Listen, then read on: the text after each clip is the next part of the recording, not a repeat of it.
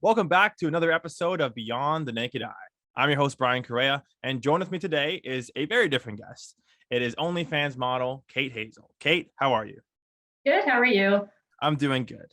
The reason I wanted to have you on this podcast is because although I have my own questions about like OnlyFans and what that industry entails, I think it's also good that two people just have this conversation because I feel like people and society in general don't really understand or agree with the fact that sex work is in general is just work and that normal everyday people do it. And you're a normal person, and I kind of want this. I hope this conversation sheds light on that and change a couple people's minds. So here we are. Awesome. Thank Uh, you. Thank you for having me. Thank you for coming on. To start things off, what made you decide to do OnlyFans? So my original job was basically factory work and retail, which isn't my first choice. So I kind of wanted to do a more creative outlook, and it has been a really nice change, especially Really? working from home. It's amazing. Yeah. Could you tell me like what makes it so great? I'm curious. Probably because I can be very authentic and I can, have freedom to express myself. Okay, fair enough. How long have you Mhm. been doing it for? I did kind of spark it up a couple of years ago and then it just dwindled away. And that's when I was doing retail. So probably a few months ago, that's when I brought it back up. Oh, okay. So you've done this, but you did this before, and then Mhm. you Yeah. just you've just re-inspired that flame, and you're doing it once again. Yes, I've gotten more comfortable with myself. Oh, okay. Do you think that's the main reason why you kind of it dwindled down a little bit, or what was the reason for the first time kind of dying off? First time dying off was probably because I wasn't completely sure where I wanted it to go and because I was doing retail. And now I'm kind of diving into it fully so I can commit to it a bit more. Okay, so are you doing it full time? Yeah. Okay, good for you. That's pretty cool. Yeah. What made you decide to actually pursue it full time? Was there a snap moment where you're like, this might be the thing for me, or was it kind of a gradual wear and tear from that factory work? Factory work was exhausting. It was all right for a short period of time, and I couldn't keep doing it. It was just too exhausting. But yeah, with OnlyFans, it's nice because I can have my own schedule. I can like have freedom to express myself. And after like the first couple of weeks of getting back into it, I'm like, this is a lot of fun. I really enjoy doing it. My girlfriend will most likely be listening to this podcast, so I just want to assure her that I do not use these platforms. I'm not, so I'm curious, like how does one just like set that up completely? Is that just like walk me through that process? Do you mean like setting up the your account? Yeah.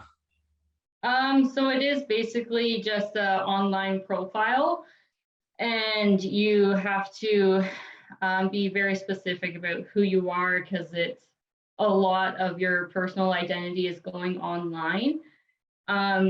And the thing about this job is you either have to, you have to really be in it for the long haul if you want to start doing it. What did that kind of affect your decision? Were you like, oh man, there's a lot going into this, I'm not sure? Were you confident that you wanted to do it and you just went for it? Yeah, that's probably why I stopped doing it a couple of years ago because I wasn't really sure. And the second time around, I'm like, I can definitely keep doing this for the long run. How was OnlyFans like doing that affect your relationships with people like your family, your friends? My family knows about it and they're just proud of me, whatever I do. We're very close. And I find as long as you're very open and honest, then there really shouldn't be any issues. So are you completely open and honest about it with all your friends and family, or are some people kind of just like, we'll just leave you under that. You don't need to know. The people that basically know about it, my friends and family, I'm open and honest about anything. They find it kind of entertaining. Like they like to know what's going on because there's some customers that are a little off. Oh, please spill the tea. No names Yeah. have to be involved, obviously, but I need to hear some stories. What happens in those messages? Please tell There's me. just there's some people, I think it's just like some people have certain fetishes and kinks that are a little out of my ordinary. So Okay. I'll kind of keep my boyfriend in the loop, and he's like, "Oh, interesting." That is someone I also wanted to talk about. Him specifically.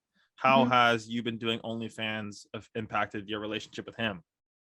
It has had its moments where it was a little bit rocky, and you do have, if anyone's thinking about doing OnlyFans, you have to be open about everything that goes on with it. So we're still working through all of that, but I try to keep them in the loop with everything. I tell them like what people message me, and we have boundaries with everything, so it's getting better. Fair enough. That's glad. That's good to hear. I'm not sure. I probably can speak for a lot of guys. I'm not entirely sure if that's something I'd be comfortable. Um, I guess not because I'm not. I don't want to let her do that. She's entirely her own person. She can do whatever she wants. To say my girlfriend wanted to do it, but I'm not entirely sure if that's something I'd be comfortable with.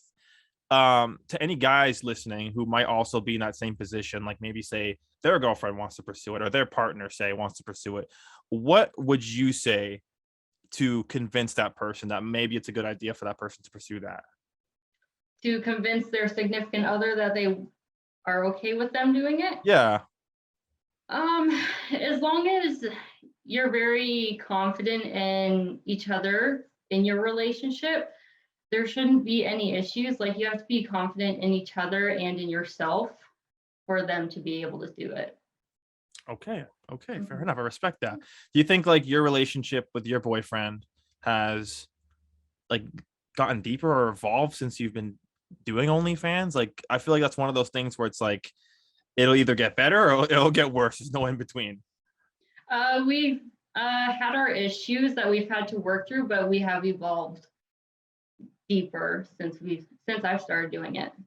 Oh, I'm glad to hear. That's good. What has been the best and the worst thing about having OnlyFans? The best is being able to, work on like my own schedule, because like at home, I have a very busy life. I have 2 dogs, we have 3 cats. Oh wow, a lot of pets. So it's hectic. So that's probably the best part. Like, I've been so much happier after leaving like big corp jobs. And the worst part is just being on your phone all the time. How It much gets is all the time? exhausting. Yeah. Probably, I would say consistently, Okay, I'm gonna have to ask you to repeat that because you did cut out for a hot second. like 12 hours a day consistently. Oh my god. Oh wow, Mhm. 12 hours a day. Yeah. That's has it gone to a point now where you look at your phone and just like, oh you motherfucker. Yes, yes, yes. No, I can relate to that because I actually had to do an internship and I had that required for me to be on my phone for like lengthy periods of time every single day.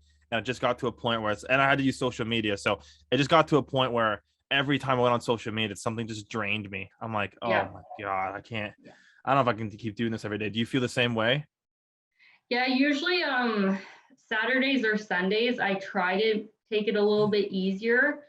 Because I'm on Instagram, OnlyFans, and Twitter most of the time. And Twitter, I'm on a lot because I have a few groups with other sex workers, and we network each other. So that takes up a lot of my time. Um, so sometimes I have to cut that out of my schedule just to kind of cleanse my mind from everything. Yeah, yeah, You yeah. got to No, do trust it. me, girl. I understand. Trust me. Could you tell Yeah. me about that group chat on Twitter? Because I'm kind of curious. Like, Hmm. people would obviously in all industries, people will always do their best to help each other out. What's that like in the field of sex work? It took me a little bit to kind of educate myself on different ways of networking. So when I looked into networking on Twitter, I would just kind of like tweet out whatever and hope something caught on. But then I got invited into a few groups with other sex workers, and I'm in four. And so Oh basically, what wow. we do is like, yeah, so 3 or 4 times a day, in each group, we'll just retweet everybody's content. So it's nice because like hundreds of women and men are, putting out your content on their profiles as well. And on their OnlyFans, you can do shout outs. So it kind of puts you across the board. That's kind of cool. Wow, Mhm. that's something I didn't even like think about because I mean, at the end of the day, it's in that field of work, you're still your own brand. So I guess that's something you gotta completely just grow and using those social medias, and that's a great idea. But Mhm. oh man, so if people are sharing your content, but that also means you're sharing all this other content. That must be holy Yes, smokes. yes, yes. Very competitive. Yeah. Yeah. You said that it was a bit to learn about when first um like going into, I don't know if you meant networking specifically or sex work in general. What has been like the biggest what's the word, kind of stumbling block, maybe something that you learned from while starting your journey doing this? When I realized that I wanted to do this more full time, I realized that I actually had to invest in myself. And I did have to buy some ebooks from like higher end sex workers. And it taught me a lot about like protecting your privacy, like how to network and like how to brand yourself, because that's going to make you Oh, she might have disconnected. be more attracted to that as opposed to people with not tattoos. Man, this is really starting to hurt because I'm sure you gave an amazing answer, but like once again, it did cut out. No. I really hope that's not the theme of the entire podcast. It's probably my internet. I'm having a bad technology day. Yeah, okay. Let's just, I guess, I guess this is probably my first time ever having a little blooper reel because like I don't know what to do right now. Um okay, let's just start fresh. Okay, so you said something about ebooks. After ebooks is when you cut off. Yeah, So, so if any woman or man or whatever is looking to do OnlyFans full time, I would suggest investing in purchasing ebooks from higher end sex workers, because it can teach you like how to protect your privacy, like how to keep um, like your safety in check. And you can learn how to brand yourself, promote yourself, and all that kind of stuff. Like I was able to brand myself like on my tattoos, like I have brunette hair. I'm athletic. So those are like my best qualities that I like to stand out more. okay, so let me ask you this. So I noticed from your page you're also big into athletics, and like you just said, you are athletic. Mhm. Um, did those ever intertwine? Like, since from being fit, did that give you confidence to pursue OnlyFans again? Like, where where did those things intertwine? Is my question. Um, yeah, I would say a couple of years ago, I wasn't as confident in myself as I am now, even though I have been working out for like 6 or 7 years. Oh wow. But I have changed like my fitness and what I'm training more towards. Like I was doing powerlifting, so I was more focused on strength and how strong I can get, and now I'm more focused on like physique and looking a little bit more feminine. Mm, Yes. gotcha. Okay. Okay. Cool. And you've been doing that for 6, 7 years. Yes. Okay. As someone who's also into fitness, what got you into that? So when I first started, I was dating somebody, and he was going to join the army. So I told him I was going to start going to the gym with him and helping him get into Oh. that routine. And then we broke up, and then I just stuck with it. Like, Yeah, this shit's kind of lit. I'm just gonna keep doing it. that's good for me. Yeah. Fair enough. Fair enough. I respect that. Okay. Fair enough. Uh, so I'm gonna ask this question. You did kind of answer it earlier, but I was hoping for a bit more of an in-depth answer now that it's my time to ask this question. What would your message be to somebody who's on the fence about making OnlyFans? Because I feel like a lot of people who pursue this field are kind of indecisive. They're like, because obviously it's a big decision to make. Like you're putting yourself out there. Mm-hmm. Like you can't possibly put yourself out there more than doing sex work, if that makes sense. Yeah. So what would your message be to those people? Make sure you are confident in yourself. If you're on the fence about doing it or not, that might be a sign in itself. You have to make sure you're wanting to do it for the long run, because you do have to spend money to make money for sure. And maybe like talk it over with somebody you're close with and kind of see what their thoughts on it are as well. I was lucky in that way, like I'm close with everybody and they support anything that I do. So that's like confidence is a big thing. Make sure you're confident in yourself if you want to do it. Fair enough. Fair enough. I respect that. Yeah, I think confidence is definitely the biggest thing that goes into that. And I watched a documentary. I forget what it's called. It was a Netflix documentary of people who first going into porn. I know it's somewhat different to OnlyFans, but relative to the subject of conversation. And a lot of them are like, oh, I don't know, because the thing feel like something that needs to be known about people going into that field is once you put it out there, probably everybody's gonna see it. Mm-hmm. And like I guess you probably faced that reality. How do you like I don't know how to ask this question without it coming across as almost hostile, but like how do you deal with that? Like because I couldn't live with that. Like people seeing Mm-hmm. my naked ass body, bro. I I die on the That's fair. spot. Yeah. So Yeah. so asking that question to you, how is that something you deal with? Um, at first it was like a little awkward.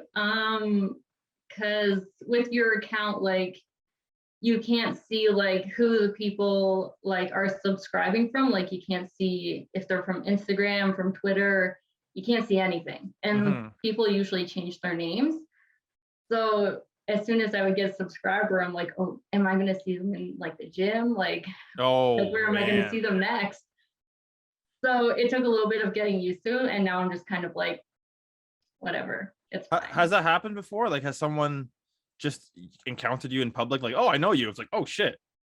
Nope, not yet. Okay, okay. Maybe that's a good thing. I don't know. I mean, I wonder what that interaction would. Is that something you're open to? What would that interaction be like if you, for say, met a fan? I don't know. Like it's so up in the air. And like That, I'm very low key, like nonchalant. Like not a lot of things bother me. So I don't know.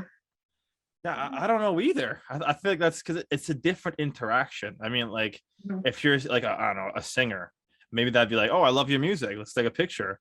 But it's like Mhm. I feel like, and I've seen this a lot on social media, and people talk about it. Is I don't think fans necessarily have or understand barriers with people who work in sex work.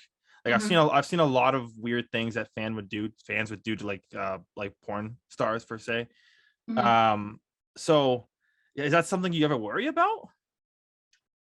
It's not a huge worry to me. Like my boyfriend, he's brought it up a couple times and we joke about it a little bit. We're like, oh, there's a fan over there, like if they're glancing a little bit. Like, oh, there's your number one fan. Oh, But it's not a I'm- huge worry to me. oh, fair enough. I don't know. I'm just anxiety ridden, so like I always think about these things. Like Mhm. if I was in your position and someone gave me a glance of like, does that person know me? Like I'd be looking over my shoulder my whole life. Well, I'm Yeah. glad we have different brains because I like Yeah. yeah I couldn't. I Yeah, it couldn't. took a little bit for sure. All right, yeah, that's good. What do you think is your boyfriend's biggest concern of you doing this? Because I'm sure this whole process hasn't been exactly rosy. Um, he has mentioned his one of his concerns is my safety. And I go to the gym, like we go to separate gyms. And he's been concerned that somebody would like follow me around and kind of hunt me down, per se. Has there been any weird experiences? No. Okay. If we're in the clear for now. There you go. Yeah, for now. Okay. Yeah, fair enough. Well, Mhm. I don't really have any other questions for you, Kate. I have one last question that I always like to ask everybody. Mhm. In terms of personal, in terms of your brand, whatever, what are your short-term or long-term goals if you have any? Um, Short term, I'm just gonna keep doing what I do and see where it takes me because I'm really enjoying it. As far as a job, I love working for myself. I love having my own schedule. Long term, hopefully, it'll take me somewhere bigger than a small town that I'm living in right now. Would Fair. be very nice. Yeah. All right. So I think it's safe to say this is something you're willing to do long term. Yeah. Okay. Hmm. Fair enough. I don't like that's just one of those things. It's still a thing that I don't fully understand, I Mm-hmm. guess. Like Mm-hmm. what makes you want to pursue that as a career? Like for you to constantly keep on going, is that not something you'll feel you'll burn out from? There's some days where it does get very tiring, and usually once a week, like Mondays or Tuesdays, I'll dedicate like a few hours just to making content so I don't have to worry about it the rest of the week. That was a learning experience itself. And that's a part of not burning out. I think, being able to express myself fully is kind of, weighing out not being, not getting tired of it in the long haul.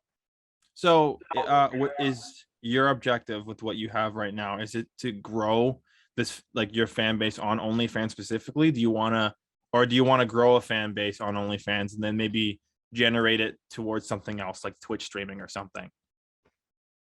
I haven't looked into Twitch. I would kind of, like to look into it a little bit more. Okay, fair enough. Yeah. Yeah, maybe in a I year's mean, time, I'll be interviewing Twitch streamer Kate Hazel. yeah, there we go. There we go. You never know. Yeah. Fair enough. So I just Never think know. I don't know. Maybe us. I'm not trying to ask this in a rude way or anything because I just can't picture somebody doing that for their entire life. So I was just No. curious, like what is in the mindset of people who pursue that? Like, do they know it's a short term beat as soon as they enter it, or do they know it's going to be a commitment for X amount of years? What Hmm. was like your mindset when starting it? Were you like, all right, this is what I'm doing next couple years, or I'm just going to do this for a little bit, see how it goes? I think I'm definitely gonna play it out for as long as I can. Um, but everybody does have their own thing that that's a fetish. So there is a market for anything. Okay. Okay. Yes. Okay. Fair enough. All right. Those are all the Yeah. questions I have for you, Kate. Before we wrap the podcast up, though, I want to give you the opportunity. You have a minute. If you want to promote anything, the stage is yours. All right.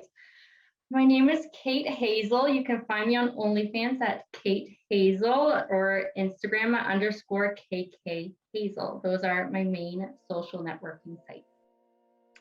Okay, great. Kate, thank you so much. That was a really good conversation. I feel like I've learned quite a bit. Hopefully my girlfriend isn't mad at me. Robin, I'm sorry. I love you. This has been another episode of Beyond the Naked Eye. Thank you so much for watching. I'm your host, Brian Correa. If you haven't already, please like and subscribe. But until then, I'll see you next time.